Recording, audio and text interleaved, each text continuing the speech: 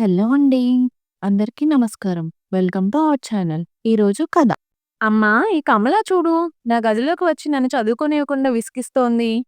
7 ఏళ్ల వయసున్న పని మనిషి కూతురు గురించి తల్లికి ఫిర్యాదు చేశాడు సుమారు అదే వయసున్న ఫణి. పోనీలేరా పాపం. దానికి మటుకు ఆడుకోవడానికి ఎవరున్నారు? నువ్వు తప్ప. కొడుకును సముదాయించింది సుభద్ర. చూడు సుభద్ర, వాడన్నాడని కాదు కానీ నువ్వు ఆ పని మనిషి కూతురికి మరీ ఎక్కువ చనువిస్తున్నావోయ్. ఎక్కడ ఉంచవలసిన వాళ్ళని అక్కడ ఉంచాలి. సరే, ఇక నుంచైనా ఆ పిల్లని మన గదుల్లోకి రాకుండా ఆ ఔట్ హౌస్‌లోనే ఆడించుకోమని ఆ పని మనిషి గంగకి చెప్పు. కొంచెం సీరియస్‌గానే చెప్పాడు రంగనాథ్. అవునండి, మీరనేది నిజమే. ఈరోజే చెప్తా అంటూ ఆ సంభాషణకు అంతటితో ముగింపు పలికి వంటింట్లోకి వెళ్ళింది సుభద్ర. కాలగమనంలో గోడ మీద 3 సంవత్సరాల క్యాలెండర్లు మారాయి. ఓ రోజు అమ్మగారు, మా కమల కూడా ఫనీ బాబులా చదువుకుంటానా అని ఒకటే గొడవ పెడుతోంది. నాకు కూడా దాన్ని పెద్ద చదువులు చదివించాలని ఉంది. అయ్యగారికి చెప్పి ఏదో ఏర్పాటు చేయండమ్మా. ఇల్లూడుస్తూ సుభద్రకు మొరపెట్టుకుంది గంగ. ఏమోనే, ఆయన ఒప్పుకుంటారో లేదో. అసలు దాని పేరెత్తితేనే ఆ తండ్రి కొడుకులు కయ్యిమని లేస్తున్నారు నా మీద. అయినా ఈ వయసులో దానిని బడికి పంపడం అవసరమా? దగ్గరుండి గదిని తుడిపిస్తూ చెప్పింది సుభద్ర. ఏదో ప్రైవేట్‌గా కట్టి చదువుకోవచ్చట కదమ్మా! సరే, నా ప్రయత్నం నేను చేస్తా.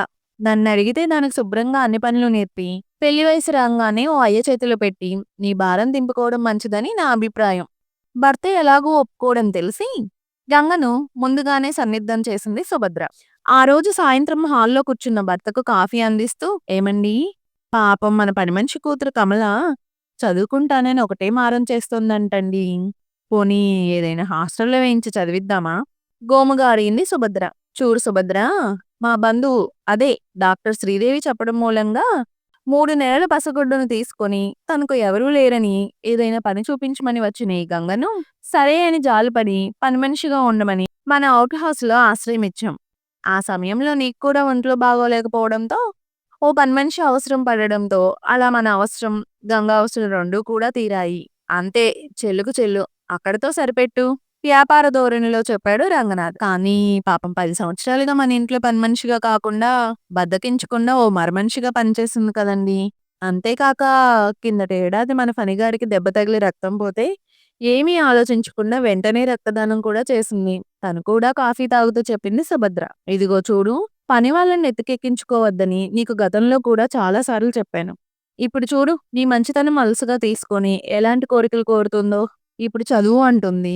రేపు ఆ పిల్ల పెళ్లి ఖర్చులు కూడా మననే పెట్టుకోమంటుంది. భర్త చెబుతున్న మాటలు వినలేక ఖాళీ కాఫీ గ్లాసులు తీసుకొని లేచింది సుభద్ర. వెనుక గది నుండి వంటింట్లో అంట్లు తోమడానికి వచ్చిన గంగ ఆ సంభాషణ అంతా విని సుభద్ర వంటింట్లోకి రాకముందే మౌనంగా అక్కడి నుంచి నిష్క్రమించింది భారమైన మనసుతో. కాలచక్రం కింద ఇంకో 10 సంవత్సరాలు నలిగిపోయాయి. ఏంటమ్మా? ఏం జరిగింది? ఎందుకు అర్జెంటుగా రమ్మని ఫోన్ చేశారు?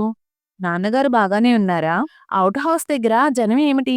గుమ్మంలోనే ప్రశ్నల వర్షం కురిపించాడు. పట్నంలో ఇంజినీరింగ్ 2వ సంవత్సరం చదువుతూ తల్లి ఫోన్ చేయడంతో 4 గంటలు ప్రయాణం చేసి హడావిడిగా ఇంటికి వచ్చిన ఫణి. అంతా బాగానే ఉన్నాంరా. పాపం మన గంగకు ఒంట్లో బాగాలేక అపస్మారక స్థితిలో వెళ్ళిపోతే 4 రోజుల క్రితం మన శ్రీదేవి ఆంటీ హాస్పిటల్‌లో జాయిన్ చేశాం. ఈ రోజు మధ్యాహ్నం కొంచెం స్పృహలోకి వచ్చింది. ఏంటమ్మా, పని మనిషికి ఒంట్లో బాగోలేకపోతే నన్ను రమ్మనడం దేనికి? మెలకువ రాగానే అందరినీ పేరు పేరున అడిగిందిరా. నిన్నోసారి చూడాలని నీకోసం కొట్టుకుంది. అందుకే నీకు ఫోన్ చేశా. కానీ ఆ తర్వాత కొద్దిసేపటికి ప్రాణాలు వదిలేసింది. రోదిస్తూ చెప్పింది సుభద్ర. అవునా? పాపం, కమలను అనాథను చేసిపోయిందన్నమాట అంటూ భుజాన ఉన్న బ్యాగ్ పక్కన పడేసి ఫ్రెష్ అవ్వడానికి వాష్‌రూమ్‌లోకి వెళ్ళాడు ఫణి. మర్నాడు ఉదయం గంగ ఆఖరి ప్రయాణానికి ఏర్పాట్లు జరుగుతున్నాయి. బాబూ ఫణి, నా మాట కాదనకుండా ఓ పని చెయ్యాలి. నువ్వు చేస్తానంటేనే చెబుతాను. సెల్ ఫోన్‌లో మెసేజ్‌లు చూసుకుంటున్న కొడుకును ఆతృతగా అడిగాడు రంగనాథ్. నాన్నగారు, నన్ను రిక్వెస్ట్ చేయడం ఏమిటి? ఆర్డర్ వేయండి. ఏ పనైనా చేస్తా. అయితే మన గంగకి దహన సంస్కారాలన్నీ నువ్వే చెయ్యి గంభీరంగా చెప్పాడు రంగనాథ్. ఏమిటి నాన్నగారు? ఆఫ్టర్ ఆల్ ఓ పని మనిషికి నేను చేయడం ఏమిటి? లేదు బాబూ, గంగ పని మనిషి మాత్రమే కాదు.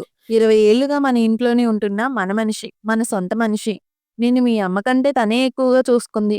అంతేకాదు, నీకు 2, 3 సార్లు రక్తం కూడా దానం చేసింది. బలవంతం ఏమీ లేదు. నువ్వు కాదంటే చెప్పు. వాళ్ళ అమ్మాయి కమల చేత ఈ సంస్కారాలు జరిపిస్తా ఆఖరి మాటగా చెప్పాడు రంగనాథ్. తండ్రి మాట కాదనలేక అయిష్టంగానే రంగంలోకి దిగాడు ఫణి. అయ్యో! అయ్యో! తల్లిదండ్రులు బతికుండగానే ఆ కుర్రాడి చేత అపరకర్మలు చేయిస్తారా? అవి కూడా ఓ పని మనిషికి. గుసగుసలాడుకున్నాయి కొన్ని ఛాందస గొంతులు రంగనాథ్ వైపు చూస్తూ. హో! మీ దృష్టిలో మాత్రమే ఆమె పని మనిషి. మా దృష్టిలో మాత్రం ఆమె మహామనిషి. మా కుటుంబానికి చేసిన ఆమె సేవలకు మేమేమిచ్చినా ఆ రుణం తీర్చుకోలేం. ఈ అపరకర్మలో లెక్క అని మనసులో అనుకుంటూ వారి వైపు తీక్షణంగా చూస్తూ నిన్న సరిగ్గా ఇదే సమయానికి జరిగిన ఓ సంఘటనను తిరిగి మననం చేసుకున్నాడు రంగనాథ్. రంగనాథ్ అన్నయ్య, నేను డాక్టర్ శ్రీదేవిని. గంగ పరిస్థితి ఏమీ బాగాలేదు. కొంచెం అటు ఇటుగా ఉంది. స్పృహలోకి వస్తోంది. మళ్ళీ కాసేపటికి స్పృహ కోల్పోతుంది. అర్జెంటుగా నువ్వు వదిన ఓసారి బయలుదేరి వస్తే బాగుంటుంది. ఫోన్ వినగానే సుభద్రని తీసుకొని హాస్పిటల్‌కి బయలుదేరాడు రంగనాథ్. రంగనాథ్ దంపతులను చూడగానే తన గదిలోకి తీసుకొని పోయిన డాక్టర్ శ్రీదేవి వారితో, మీతో ఓ ముఖ్య విషయం మాట్లాడాలి. అందుకే రమ్మన్నాను. ఈ విషయం ఇంతవరకు నాకు మా నర్సు సుశీలకు తప్ప ఎవరికీ తెలీదు. ఏదో రహస్యం చెప్పడానికి అన్నట్టు కుర్చీని వారి దగ్గరకు లాక్కుంది శ్రీదేవి. ఏ విషయం అమ్మా? సస్పెన్స్‌లో పెట్టక చెప్పు. అసలు మా పని మనిషి గంగకు ఎలా ఉంది? విసుగ్గా అడిగాడు రంగనాథ్. అదే అన్నయ్య, సుమారు 20 ఏళ్ల క్రితం మన ఫణి పుట్టినప్పుడు ఆ రోజు ఉదయమే నువ్వు సుభద్రని తీసుకొని హాస్పిటల్‌కి వచ్చి, చెల్లాయ్ వదినకి ఇంకా నెలలు నిండలేదు. కానీ ఉదయం నుండి కొంచెం అనీజీగా ఉంది అంటోంది. నేనిప్పుడు బయలుదేరి బిజినెస్ పని మీద అర్జెంటుగా మద్రాసు వెళ్ళాలి. ఇప్పటికే 3 సార్లు గర్భశోకం అనుభవించాము. ఈసారైనా ఓ పండంటి బిడ్డని మా చేతుల్లో పెట్టమ్మా అని చెప్పి వెళ్ళావు జ్ఞాపకం ఉందా? అవును, జ్ఞాపకం ఉంది. ఆ సాయంత్రమే కదా నువ్వు మా మద్రాస్ ఆఫీస్‌కి ఫోన్ చేసి చెప్పావు. అబ్బాయి పుట్టాడని చెప్పాడు రంగనాథ్. అవునన్నయ్య. కానీ పుట్టిన ఆ అబ్బాయి మీ అబ్బాయి ఫనీ కాదు. శ్రీదేవి, ఏమిటి నువ్వంటున్నది? ఉలిక్కిపడి ఒక్కసారిగా అడిగారు సుభద్ర రంగనాథ్ దంపతులు. అవును, సుభద్రకు 4గోసారి కూడా మృత శిశువే పుట్టాడు. ఈ విషయం తెలిస్తే మీరిరువురు తట్టుకోలేరని నాకు తెలుసు. అయితే ఫణి నాకు పుట్టిన బిడ్డ కాదా? ఎంతో బాధతో అడిగింది సుభద్ర. నీ బిడ్డ కాదొదినా. కానీ నీకు తెలివి వచ్చే సమయానికి భగవంతుడు మా నర్సు సుశీల రూపంలో మీకు ఓ సహాయం చేశాడు.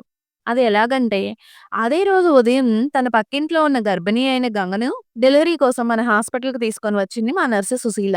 గంగ అంటే మా పని మనిషి గంగేనా? ఆశ్చర్యంగా అడిగారు రంగనాథ్. అవును, ఆ గంగే ఈ గంగ. పాపం కట్టుకున్న భర్త ఓ యాక్సిడెంట్‌లో పోయాడు. అప్పటికే ఈమె 6 నెల గర్భిణి. డెలివరీ కోసం తీసుకొని వచ్చిన రోజున నేను మన సుభద్రకు జన్మించిన మృత శిశువు గురించి, మీరు పడుతున్న పుత్రశోకం గురించి మా సుశీలకు చెప్పగానే ఆమె ఒక చక్కటి సలహా ఇచ్చింది. చెప్పడం ఆపి టేబుల్ మీద ఉన్న గ్లాస్‌లో ఉన్న మంచినీళ్ళు తాగి తిరిగి చెప్పడం మొదలుపెట్టింది డాక్టర్ శ్రీదేవి.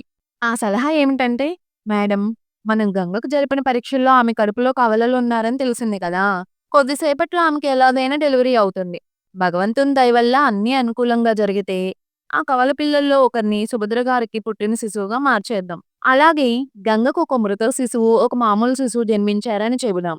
ఎందుకంటే గంగకు 2 పిల్లల్ని పోషించే ఆర్థిక స్తోమత కూడా లేదు. మీరింక పాపం పుణ్యం గురించి ఆలోచించకండి మేడం.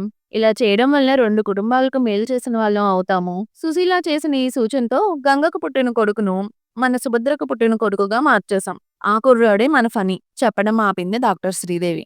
అయితే ఫణి, కమల ఇద్దరు కవలలా? ఇద్దరు గంగ పిల్లలా? కన్నీటిని దిగమింగుకుంటూ అడిగింది సుభద్ర. అవును, ఆ ఇద్దరూ కవలలు.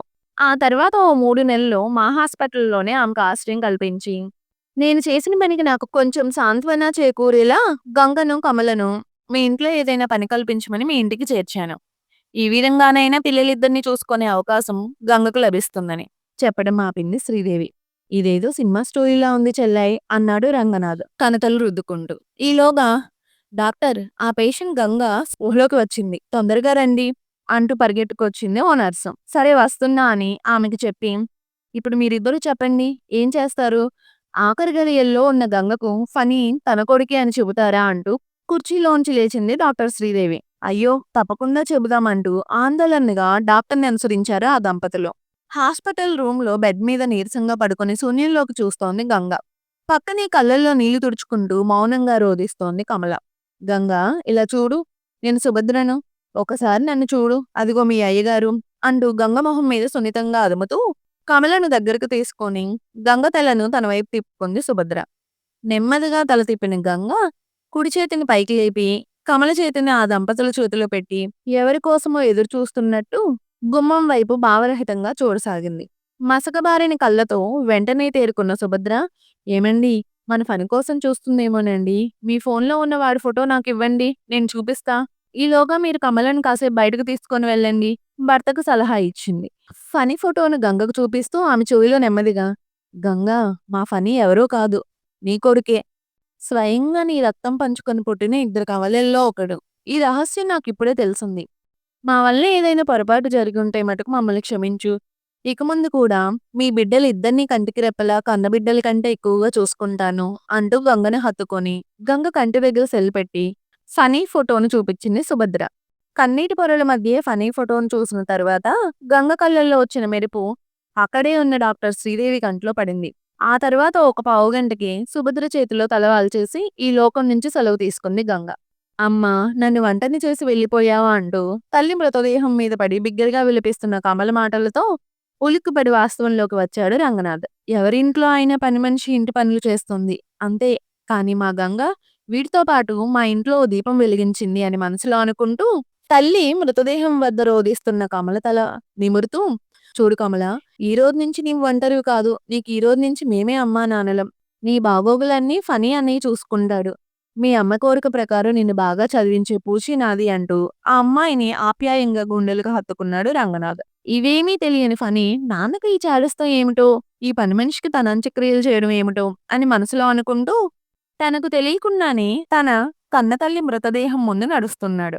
ఈలోగా ఎక్కడో దూరం నుంచి రేడియోలో "ఈ జీవన తరంగాలలో ఆ దేవుని చదరంగంలో ఎవరికి ఎవరు సొంతము, ఎవరికి ఎవరు బంధము" అనే పాట మంద్రస్థాయిలో వినిపిస్తోంది. ఇంతకీ ఈ చదరంగం ఆడింది నేనా? లేక ఆ దేవుడే నా చేత ఆడించాడా? అని మనసులో అనుకుంటూ పని మనిషిగా ఇంటికి వచ్చి మహామనిషి రూపంలో ఉన్న గంగ పార్థివ దేహానికి మౌనంగా అంజలి ఘటించింది అప్పుడే వచ్చిన doctor Sridevi. Thank you for watching this video. మీరు ఫస్ట్ టైం మన ఛానల్ చూస్తుంటే సబ్స్క్రైబ్ చేయడం మర్చిపోకండి. ముందు ముందు మంచి మంచి స్టోరీస్ అప్లోడ్ చేస్తాను మీరిచ్చే ప్రోత్సాహంతో. మళ్ళీ కలుద్దాం మరో మంచి స్టోరీతో.